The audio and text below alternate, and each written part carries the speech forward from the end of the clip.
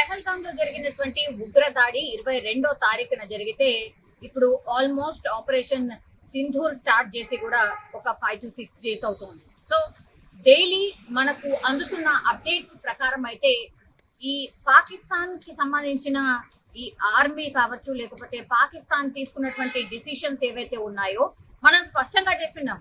మనం ఉగ్ర స్థావరాలు మాత్రమే టార్గెట్ చేసినాం. మాకు కామన్ పబ్లిక్ తోని కానీ పాక్ సైన్యంతో కానీ మాకు ఎట్లాంటి యుద్ధం లేదు. ఉగ్రవాదులు మాత్రమే మా టార్గెట్, ఉగ్ర స్థావరాలే మా టార్గెట్ అంటూ కూడా క్లియర్ గా చెప్పి ఆపరేషన్ సింధూర్ అనేది మనం చేసాం. అట్లాగే 9 ప్రాంతాల్ని ధ్వంసం చేశాం. కానీ పాకిస్తాన్ కి ఇది ఏ మాత్రం ఎక్కట్లేదు, అర్థం కావట్లేదు. ఎందుకంటే వాళ్ళ భూభాగంలోనే వాళ్ళే పెంచి పోషిస్తున్నారు వాళ్ళని, కాబట్టి ఇంకా ఎంత చెప్పినా అర్థం కాదు. సో వీళ్ళు ఏం చేశారు అంటే మనని, అంటే కామన్ పబ్లిక్ కి, సివిలియన్స్ ని టార్గెట్ చేసి దాడులు చేస్తున్నారు. అందులో భాగంగానే ఇప్పుడు కేంద్రం కూడా కీలక డిసిషన్స్ తీసుకొని వస్తున్న పరిస్థితి అయితే కనిపిస్తోంది.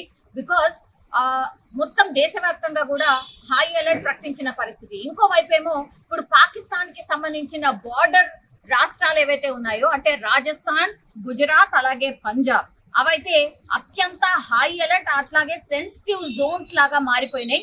అక్కడ చుట్టుపక్కల ఉన్నటువంటి విలేజెస్ ఏవైతే ఉన్నాయో వాటన్నిటిని కూడా ఖాళీ చేసిన పరిస్థితి. అట్లాగే దీంతో పాటుగా ఇప్పుడు జమ్మూ కూడా అత్యంత సున్నితమైనటువంటి ప్రాంతాల జాబితాలో చేరిపోయిన పరిస్థితి.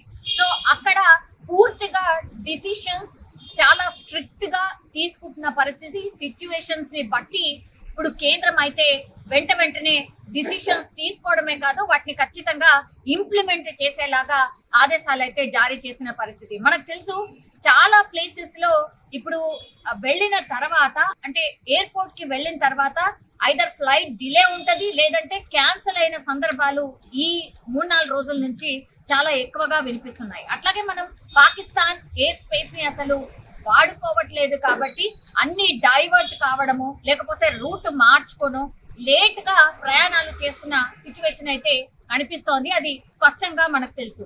ఇంకా లాభం లేదు అనుకుంది కేంద్రం కూడా, కొంత స్ట్రిక్ట్ గా ఉండాలనుకుంది. కాబట్టి ఇప్పుడు May 15th వరకు కూడా కొన్ని ఎయిర్పోర్ట్స్ ని పూర్తిగా మూసేసిన పరిస్థితి. ఎందుకంటే పాకిస్తాన్ కి సంబంధించిన డ్రోన్స్ ఏవైతే కూల్ చేస్తున్నారో అవన్నీ కూడా ఎయిర్పోర్ట్ ని టార్గెట్ చేసుకొని దాడులు చేస్తున్నట్టుగా పూర్తిగా ఇంటెలిజెన్స్ రిపోర్ట్ కావచ్చు, ఆ దాడిని చూసినా కూడా అర్థమైంది. కాబట్టి ఇప్పుడు కేంద్రం కీలక నిర్ణయం తీసుకుంది. ఇప్పుడు నేను చెప్పినటువంటి ఈ 3 రాష్ట్రాలకు సంబంధించిన ఈ పాక్ బార్డర్ కి సంబంధించిన రాష్ట్రాలు ఏవైతే ఉన్నాయో అక్కడ ఉన్నటువంటి ఆల్మోస్ట్ ఒక 32 ఎయిర్పోర్ట్స్ ని తాత్కాలికంగా, అంటే May 15 వరకు మూసివేసిన పరిస్థితి అయితే కనిపిస్తోంది. అవి ఏవేవి అంటే అధంపూర్ ఎయిర్పోర్ట్, అంబాలా, అమృత్సర్, అవంతిపూర్, బఠిండా, భుజ్, బికనేర్, చండీగఢ్, హల్వారా, హిండన్, జైసల్మేర్, జమ్మూ, జామ్నగర్, జోధ్పూర్, కండ్లా, కాంగ్రా అంటే కగ్గల్ అని కూడా అంటారు, కేషోర్, కిషన్గఢ్, కులు మనాలి, లే, లుధియానా, ముండ్రా, నాలియా, పఠాన్కోట్, పటియాలా, పోర్బందర్, రాజ్కోట్, సర్వసవా, షిమ్లా, శ్రీనగర్, కాయిస్ అండ్ ఉత్తర్లాయ్. సో నేను ఇప్పుడు చెప్పినటువంటి ఈ 32 ఎయిర్పోర్ట్స్ కి సంబంధించిన డీటెయిల్స్ ఏవైతే ఉన్నాయో ఇవన్నీ కూడా ఎయిర్పోర్ట్ కి సంబంధించిన డీటెయిల్స్, ఇవన్నీ కూడా షట్ డౌన్ అయిపోయాయి. సో రాకపోకలు ఎవరైనా అక్కడికి సాగించాలనుకునే వాళ్ళు మాత్రం 15వ తారీఖు వరకు అయితే ఇప్పటికైతే ఆ ఎయిర్పోర్ట్స్ అన్నిటిని కూడా షట్ డౌన్ చేసిన పరిస్థితి.